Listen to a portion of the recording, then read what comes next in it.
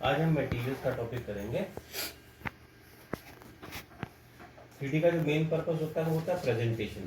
मतलब हम जो बना रहे हैं हम उसको जितना ज़्यादा रियलिस्टिक हो सके, जितना ज़्यादा ओरिजिनल हो सके वैसा दिखाने की कोशिश करते हैं। सपोज आपने एक कार का डिज़ाइन बनाया तो कार में आपने देखा कई तरह के मटेरियल यूज होते हैं। जैसे कार में ग्लास यूज होता है, विंड स्क्रीन पे, टायर पे रबड़ इस्तेमाल होता है, एलॉय के व्हील्स होते हैं, प्लास्टिक भी यूज होता है उसके अंदर में, और स्टील भी यूज होता है, और कई तरह के अलग अलग मटेरियल का इस्तेमाल होता है, तब जाके एक पूरी चीज़ बनती है।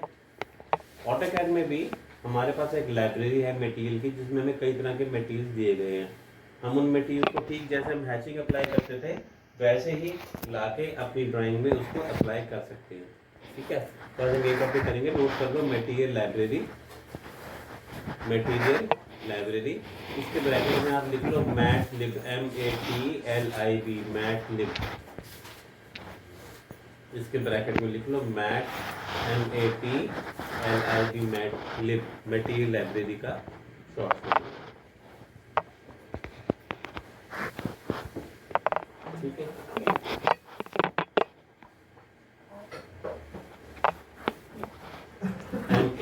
MATLIB। मैंने यहाँ पे एक रेक्टेंगल बनाया। ये देखो, मैंने एक रेक्टेंगल बनाया। ये एक सिंपल 2D रेक्टेंगल ही है फिलहाल तो, है ना। हमने क्या किया, यहाँ से जाके अपने व्यू को बदल दिया और मैंने व्यू को ले लिया इधर से। व्यू चेंज करने के लिए ये सबसे आसान तरीका रहता है, यहाँ से ले लो आप, मैंने चेंज करके इसको साउथ ईस्ट हो गया। फिर यहाँ से 2D वायरफ्रेम जहाँ लिखा हुआ था यहाँ पर हमने कंसेप्चुअल कर दिया। अब आप देखो, क्योंकि 2D ऑब्जेक्ट है इसलिए ऐसे दिखाई दे रहा है रेक्टेंगल। हमने इसको रीजन कमांड दिया, REG। रीजन कमांड देने के बाद जब हमने इसको सिलेक्ट करा और एंटर करा तो आपने देखा ये ऐसे दिखाई देने लगा। दरअसल अब ये एक सरफेस में कन्वर्ट हो गया है। पहले 2D ऑब्जेक्ट था और अब एक ये 3D ऑब्जेक्ट है, एक शीट के जैसे बन गया ये। ठीक है, ओके।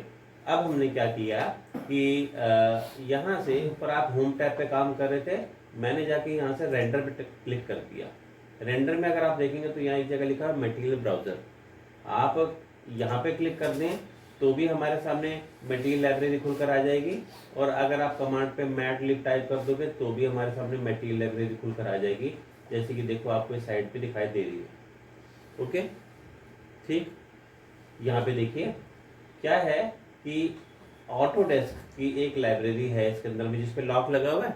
लॉक इसलिए लगा कि आप इसमें से मटेरियल यूज तो कर सकते हो, मगर किसी मटेरियल को मिटा नहीं सकते, हटा नहीं सकते, या उसमें चेंजेस नहीं कर सकते। मतलब उसकी कॉपी बना के चेंजेस कर सकते हो, मगर ओरिजिनल लाइब्रेरी में कोई छेड़छाड़ नहीं कर सकते, इसलिए इसको लॉक किया गया है। ठीक, अब मैं इस पर यहाँ पे क्लिक करूँ तो आपने देखा नीचे सिरेमिक, कॉन्क्रीट, कई तरह के मटेरियल होते हैं। सिरेमिक होता है, कंक्रीट होता है, फैब्रिक जो कपड़ों पे लगाया जाता है, फिनिशिंग होता है, जो दीवारों पे लगाई जाती है वो फिनिशिंग है, जो नीचे लगाया जाता है फ्लोरिंग है, ग्लास है, लिक्विड मैसनरी है। मैसनरी के अंदर में जो ईंटों का जो काम होता है वो सारा मैसनरी होता है, मेटल होता है, मिरर है, पेंट है, प्लास्टिक, रूफ, बहुत तरह के अलग अलग इसके अंदर में आपको मटेरियल्स दिए गए हैं। ठीक है, देखो वुड का मटेरियल भी है।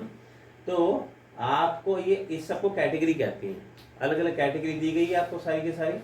आपने जो भी कैटेगरी पे काम करना है आप यहाँ से सिलेक्ट कर लो। मान लो मुझे फ्लोरिंग लगानी थी, तो ये जो छोटा सा ट्राइंगल बना है इस पर क्लिक किया और फ्लोरिंग की भी और कैटेगरी आ गई। फ्लोरिंग में भी कई टाइप होते हैं ना, जैसे फ्लोरिंग में कारपेट भी लगा सकते हैं, स्टोन भी लगा सकते हैं, पत्थर भी लगता है, फ्लोरिंग में टाइल भी लगती है, विनाइल की शीट भी लगती है और वुड भी लगता है, ये सब है। आपने यहाँ से जाके सिलेक्ट कर लिया। जैसे मैंने स्टोन ले लिया तो इसने मुझे सभी तरह के स्टोन दिखा दिए। ये मतलब कि जो नीचे फर्श लगाते हो पत्थर का, ये सारे मार्बल के डिजाइन दिखाई दे रहे हैं इसमें। मैंने यहाँ से क्या किया कि किसी एक डिजाइन को लिया और यहाँ से लाके इस पे छोड़ दिया। आप यहाँ पे ध्यान देना, यहाँ फिलहाल पहले एक ही मटेरियल था खाली, जैसे मैंने इस पे यहाँ पे लाके इस पे लगाया, यहाँ पे ये ऐड हो गया। आपने देखा हमने मटेरियल लगा तो दिया पर इसने शो तो नहीं किया, ये तो अभी भी वैसे की वैसे ही है, एज इट इज है। आपको क्या करना होगा, यहाँ से जो विजुअल स्टाइल है इसको बदल के करना होगा रियलिस्टिक पे सेट। जब आप इसको रियलिस्टिक पे सेट करोगे तब हमें इसका असली इफेक्ट देखने को मिलेगा। ठीक है, देखा आपने असली इफेक्ट देखने को मिला हमें इसका। अब दरअसल क्या है कि मैंने क्या किया, इसको मिटा दिया और एक रेक्टेंगल बड़ा बना दिया। इसका अगर हम सही इफेक्ट देखना चाहते हैं तो ये मेरे को थोड़ा सा बड़े साइज में बनाना पड़ेगा। ऐसे बना ली मैंने, मान लो। फिर इसको हमने क्या किया था, रीजन कमांड दिया था, रीजन कमांड दिया था और इसको सरफेस में बदल दिया था, है ना। और इसके बाद में हमने यहाँ से इसको लिया और यहाँ पे ले जाके अप्लाई कर दिया। अब ठीक दिखाई दे रहा है ना कुछ। पहले क्या था कि वो साइज बहुत छोटा था तो उसमें वो साइड पे दिखाई दे नहीं पा रहा था पूरा डिज़ाइन। मैंने थोड़ा सा साइज बड़ा कर दिया। और देखो यहाँ पे हमारे पास और भी हैं। ये देखो मैंने ये डिज़ाइन लिया तो ये डिज़ाइन आ गया, देखो फ्लोरिंग पे। ये देखो ये डिज़ाइन लगा तो देखो नीचे ये जैसे वुडन फ्लोरिंग होती है वैसे डिज़ाइन आ गया। जो भी टेक्सचर मैं यहाँ पे लाके छोड़ रहा हूँ वही डिज़ाइन आपको दिखाई दे रहा है ना। तो मैं तो फ्लोरिंग लगा रहा था, आप चाहे जो मर्जी इसके ऊपर लगा सकते हो। ये देखो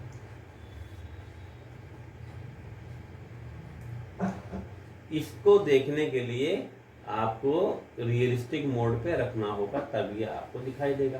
ठीक है जी। तो देखो कितने तरह के मटेरियल मैं सबको लाके यहाँ पे अप्लाई करके दिखा रहा हूँ आपको। सब इसमें में अप्लाई होते दिखाई दे रहे हैं। टाइल भी दिखाई दे रही है हमें।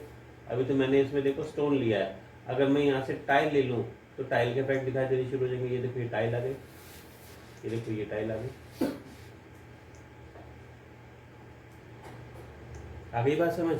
तो मटेरियल को लगाने का तरीका क्या होता है कि यहाँ से आप सिलेक्ट करो, ड्रैग करो और लाके यहाँ पे ड्रॉप कर दो, ड्रैग एंड ड्रॉप।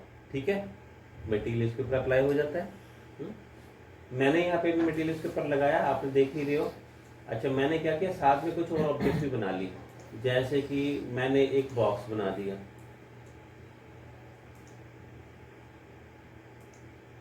ये मैंने एक बॉक्स बना दिया। ठीक, मैंने एक सिलेंडर भी बना दिया।